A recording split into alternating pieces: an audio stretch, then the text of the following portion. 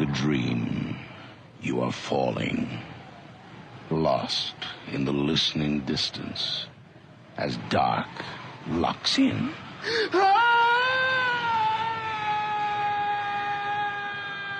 Nightfall.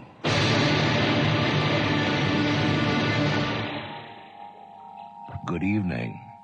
Tonight we have a special Boxing Day treat for listeners who really like to settle into a show.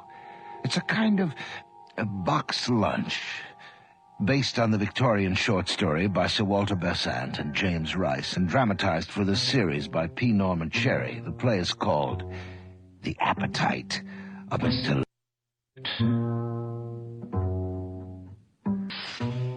You wonder. Yes, I see you wonder at me, and plenty why I eat and drink.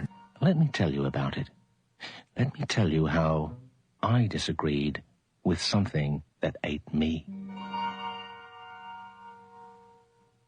My appetite was hereditary.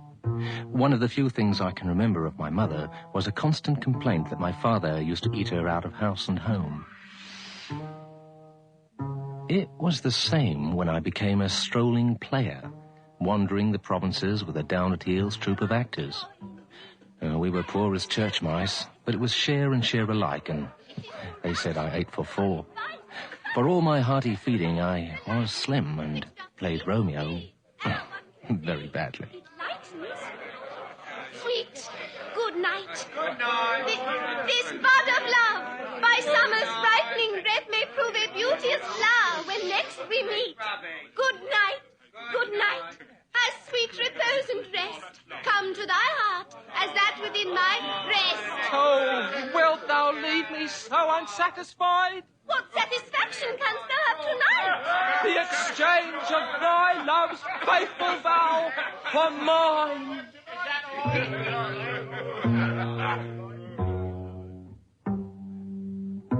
And this was only the truth. For I loved and was loved by Juliet Cairns, named long ago for Shakespeare's Juliet by her father, the theatre's owner. We dared not show our attachment for very fear of Mr. Cairns' anger. But one night, Shakespeare betrayed us. Carried away by our passion, Juliet and I forgot to act. Old Cairns himself was in the audience that night. The audience thought it was good acting. He knew what he saw. Next morning, the instant he caught sight of me... Mr. Lowcroft, be so good as to step into my office at once, please. Mr. Cairns, sir, I'm very sorry about last night. Truly, I am. Now, look here, Lowcroft. You're a good young fella and a likely actor. But I can't have you spoiling my Juliet for the stage, so I'm going to put her up without you. But, sir... You get away from here to London and find yourself another engagement. Mr. Cairns, I love Juliet. That, Mr. Lowcroft, is the problem. You needn't say goodbye to her, by the way, because I've had it out with her this morning. Tough job it was, too. She and I, but we... My boy, when Juliet is married, or you get rich or something, why, you see, we shall all be glad to have you back. They all say that there's no work in London. I'll starve. Oh. Yeah, well, here. There's a week's pay in advance. That's the best I can do. The next few weeks were even worse than I had feared. There was no work in the provinces, and in the theatres of London, not even an extra. One day at noon, after paying the rent, I found myself without a penny and gnawed by a hunger greater than I'd ever known. Faint and starving, I leaned against a lamppost outside a dining room where a host of people were lunching. Hares, fowls, and turkeys were piled high in the window with boundless prodigality among a wealth of carrots, turnips, and cauliflowers. And through the open doors came a perfume more delicious than the sweetest strains of music, accompanied by the torturing voices of diners. Waiter, roast beef with plenty of brown. Oh, heavens, plenty of brown. Roast mutton underdone. I love my mutton underdone. Roast veal and bacon with stuffing. A dish for the gods. Calf's head for two. I could eat calf's head for a dozen. Pudding. Soup. Fish!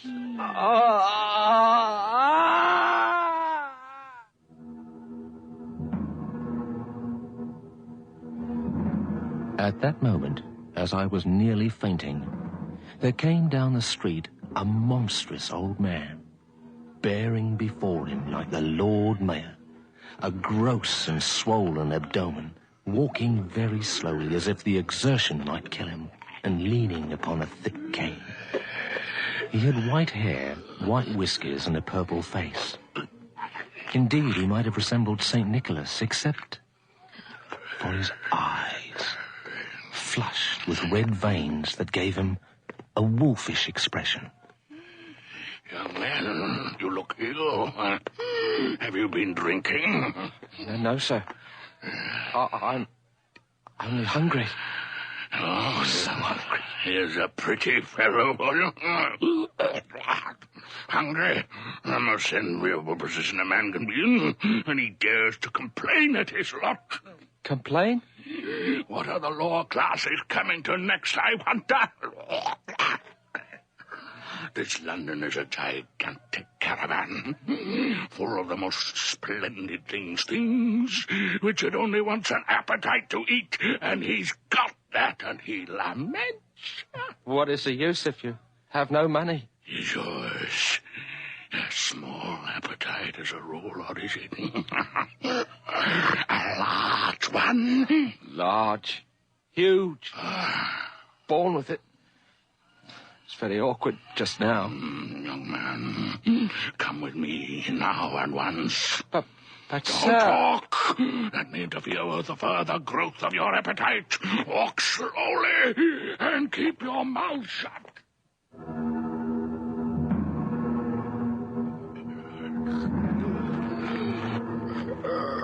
Pushing me down a maze of alleys, he lumbered close behind, muttering to himself with that awful chuckle and grunt. So,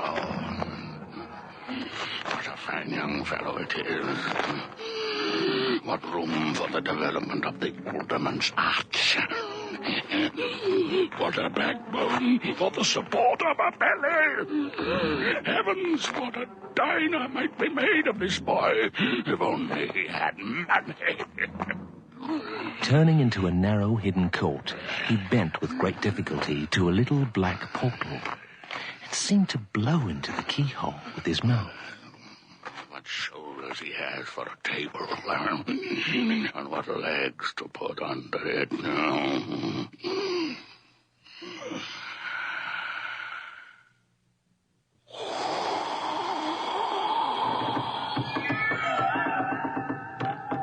And the door opened. And then it shut behind us of its own accord. We stood in a large room, resplendent with the light of at least 40 wax candles, in whose shimmer there gleamed a magnificent dining table, set for one. And beside it stood what I then thought was a man.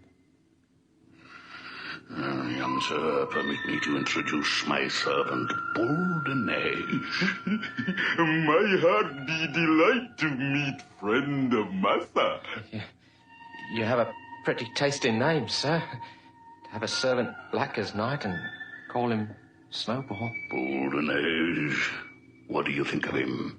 Oh, him a very fine young man, master. Got lovely appetite developed. Him live much longer time than last other young man.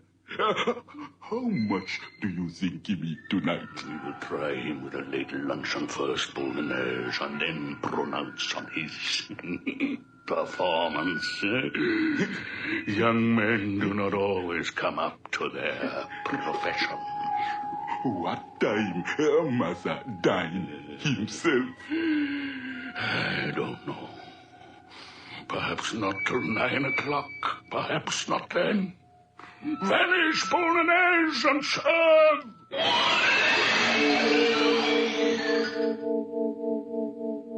Did the ancient servant go through the floor? Did the table sink when he disappeared and come up loaded with succulent dishes? It seemed so. Food. A banquet. Oh, let me eat. One moment only, a single moment. Tell me again the nature and extent of your appetite, and oh, be truthful. Our little tongue should never lie for mutton chop or apple pie. You know the hymn? I've got the devil of an appetite. What is there to lie about? My dear young friend, yours may be fierce at first and promise great things and then end in a miserably small performance. I have known such. Tell me, if you eat your fill now, it is 4:30, when you think you might be ready again? I should say about 8. But I might do something light about 7, I dare say. Right now, I could eat a mountain. A mountain! Wonderful are the gifts of Providence. My dear young friend, I am very thankful, deeply thankful that I met you. Sit down and let me take the covers off for you. I long to see you eat. I will wait upon you myself. No one else. Just we two. And the delectables.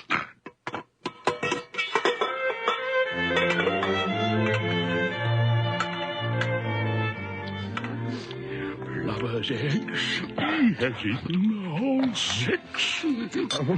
Turtle soup. Gently, my young friend, gently. Humor your appetite. Don't drive it. Fill it of soul with white grapes and almonds. It's like watching mighty Caesar. Look at him. Sweet breads and burgundy wine and mushrooms.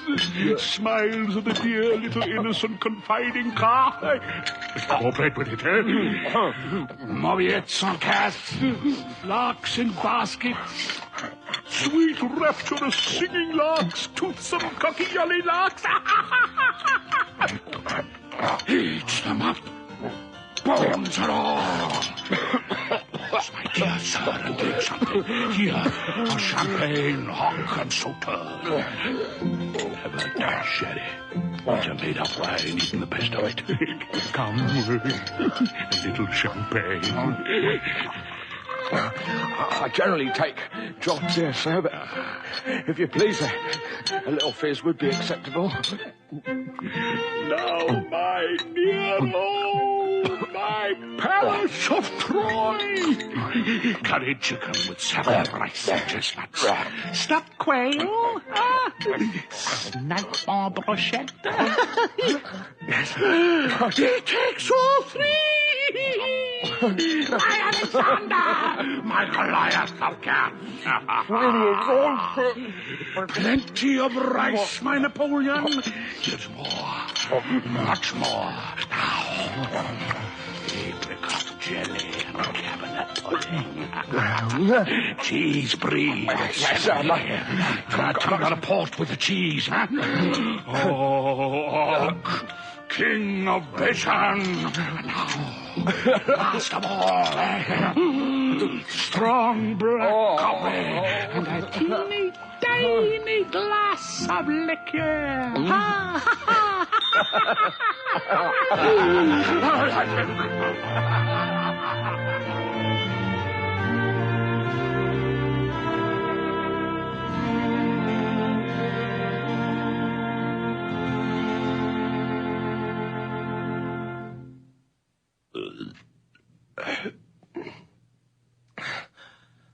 Sir, I am more grateful than I can tell you. And the gratitude. Tell me, do you feel any sense of repletion? Is the blood mounting to your head? Quite free from giddiness? No thickness in the speech? Why, no, sir. I am, as you see, an ostrich. An ostrich, you say? Oh, no! It's providential, my finding you. Our blessings truly come when we least expect them. Come, to business. Business? Are you perhaps offering me a clerkship in your office, sir? No, listen to me. You have no money. In a few hours you will be hungry again. You will feel great pain and suffering greater than is felt by men less largely endowed with a supreme blessing. Appetite. Oh, it is a great trouble to be so when I am hard up. Why, there, we are agreed already. Let us have no more beating about the bush, young man. I will rid you of this nuisance. I will buy your appetite off you. I beg your pardon? A strange offer, I know, but nothing easier. Read this. I, Luke Lucraft, being of sound mind. How did you know my name? Just man a mere detail. Read on. Do voluntarily and of my own free will and accord agree and promise to resign my appetite entirely and altogether for the use of Ebenezer Grumbelow from the day and hour of execution of this deed. In return whereof I agree to a monthly allowance of £30. Well, what do you say? I think I should like some time to reflect. Reflect? What the devil does the boy want to reflect about? Has he got a penny, a friend, or a chance in the whole world? Now or never. Answer. Well, I accept your offer. Why, there's my brave boy. Boldness! You very lucky man, young master. Thank you, my dear sir. But there's no ink. He cut me. Only tiny prickle, master. Just little drops of blood on pen. So we have no ink handy, dear boy. To sign in blood is a mere form, the merest form. That's it. Done. Boldness. Dinner at 7. I feel myself getting hungry already. Oh, blessed day. A huge dinner, Boldness, with curacao punch. Why, Massa Grumbelow, I think young Massa gonna swoon. Just like the lady in a play.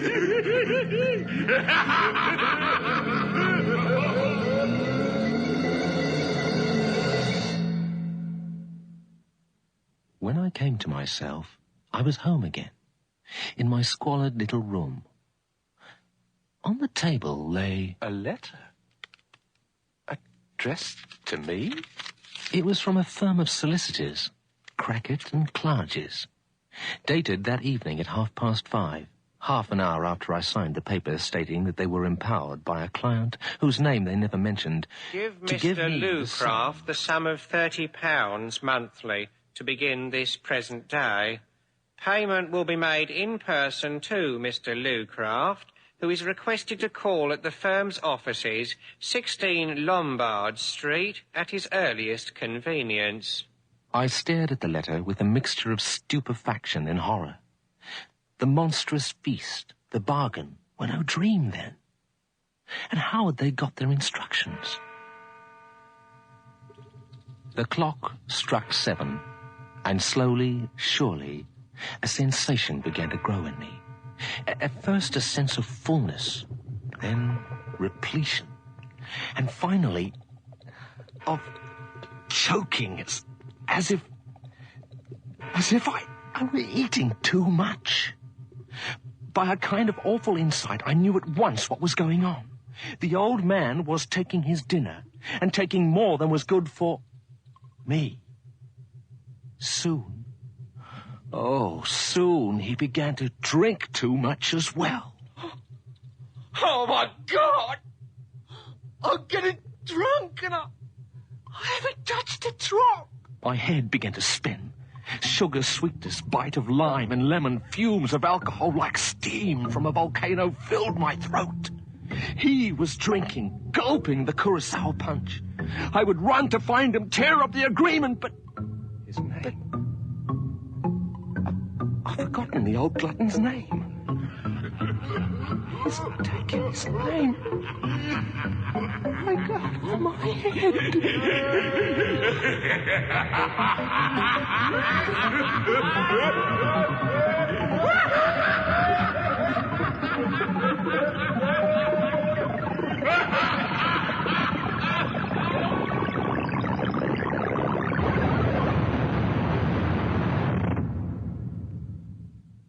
Next morning, I woke with my head splitting and my stomach in flames. I hated the sight, the smell, the very taste of food. Forcing down a tiny morsel of breakfast, I went with heavy heart to the solicitors to receive my blood price. Ah, Mr. Lucraft, I thought you would soon come round to us after the letter. Here, sign that. You haven't been long. None of them are. May I ask, sir, if you know... I'm not allowed to answer any questions you may put, Mr. Lucraft, nor to ask you any. So take your money, and good morning to you. But I have to know... I suppose, like the rest of them, you don't know the name of your benefactor, and would like to. Yes. But you needn't ask me. Before you say it, I've orders not to admit you to see either Mr. Clarges or Mr. Crackit. They'd trouble enough with the last one of you. He broke into their office once, drunk, and laid about him with a poker. Drunk? Oh, God! However, Mr. Lucraft, I hope you will be more fortunate than your predecessors. Where are they now? Who are they? Dead and buried they are, all of them. Gone to kingdom come. Delicious trimmings killed them. Oh, delicious. God forgive you. Poor old gentleman, your patron, I mean. He's too good for this world, as everybody knows. He did say when the last went off, he would have no more. He wept over it, and declared that his bounty was always abused. But there never was such a benevolent old chap. I only wish he'd take a fancy to me. What did you say his name was, by the way? Why, if you don't know, I am sure I do not. Here's your cheque, Mr. Lucraft. But I fear there is a blight on the recipients. Oh, indeed. Lord, what a healthy chap Tom Kirby looked when he first came for his cheques. Strong as a bull and fresh as a lark. A good appetite, had he? No. Couldn't eat anything after a bit. Said he fancied nothing. Oh. Pined away and died in a galloping consumption. Nobody ever saw him drinking, but he was drunk every night, like the rest. Went out in 3 months. Better luck to you, Mr. Lucraft.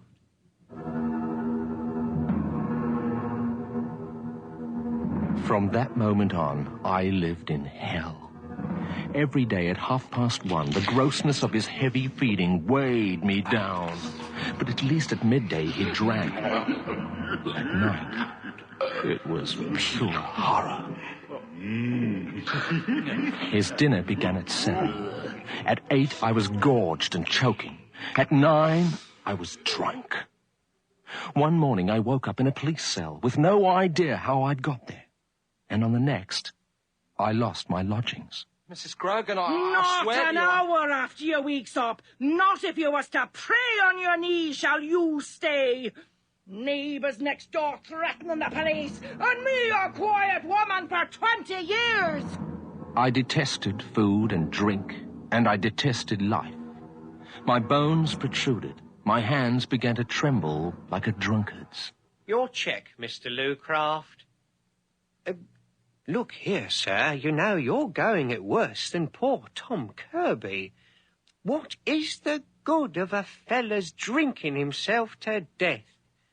Your poor old gentleman was here yesterday, asking me how you looked, and if you continued steady.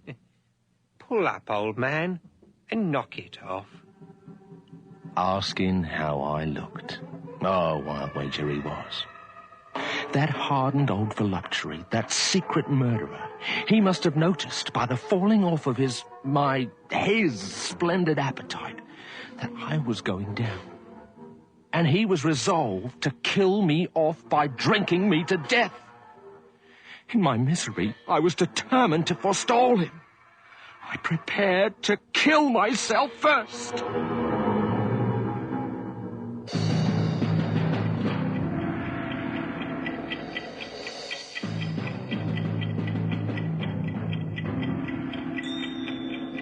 But the next evening at 7, as I sat in my lonely room, awaiting yet another drunken bout, suddenly...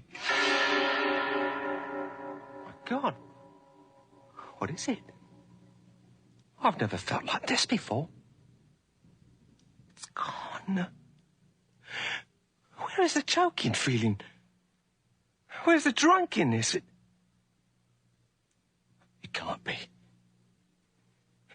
It can't be that I'm free.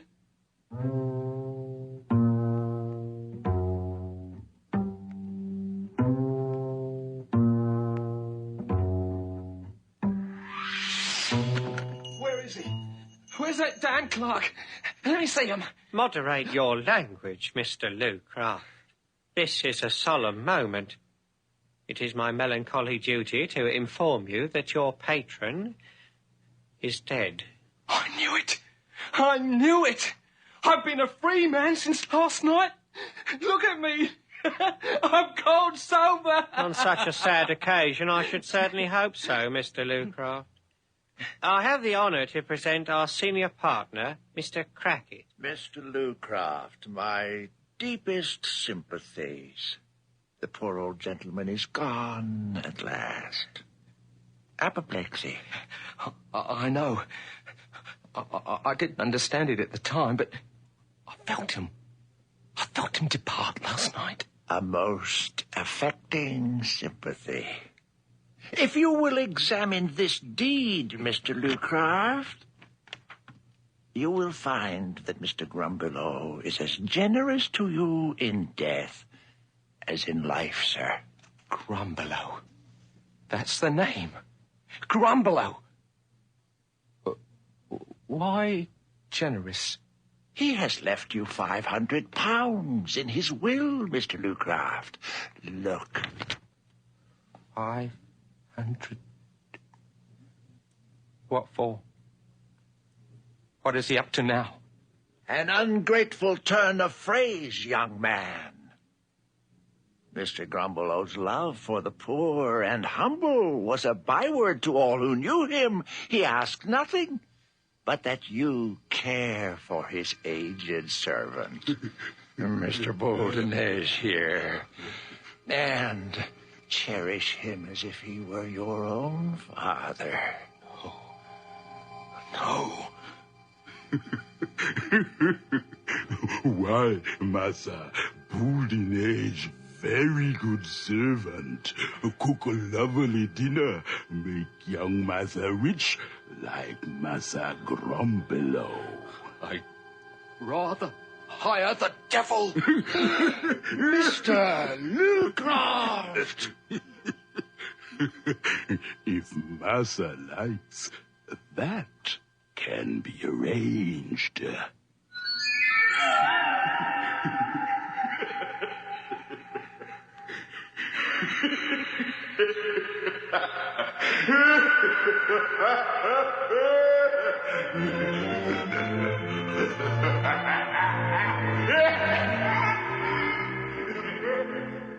I fled that dreadful presence forever. But I had saved a good deal of my monthly payments from the old monster, and my old master, Mr. Cairns, welcomed me back with open arms, and so did his daughter Juliet. I've been a happy man ever since. except for a certain distaste for the groaning tables of Christmas, as you see. A month after our marriage, I told my darling Juliet the whole story. She asked if I took her for a fool. All the same, she has never allowed me the key of the spirit's case.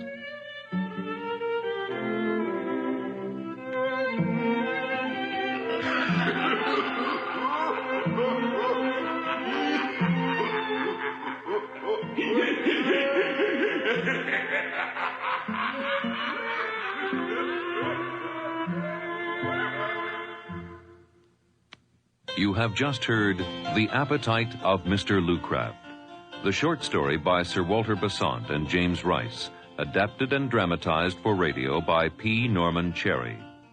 Featured tonight were Graham Haley as Lucraft and Douglas Campbell as Ebenezer Grumbelow. Nikki Guadani played Juliet with Leslie Yeoh as Mr. Cairns. Abbott Anderson played the mysterious Boule de Neige, and you heard Robert Christie as Mr. Crackit and John Peters as the law clerk. Other voices in the cast were played by Maureen Fitzgerald. Our recording engineer is Ray Folsick, with sound effects by Matt Wilcott. Our production assistant is Nina Callahan, and the series story editor is Earl Toppings. Nightfall is produced and directed for CBC Radio by Bill Howell.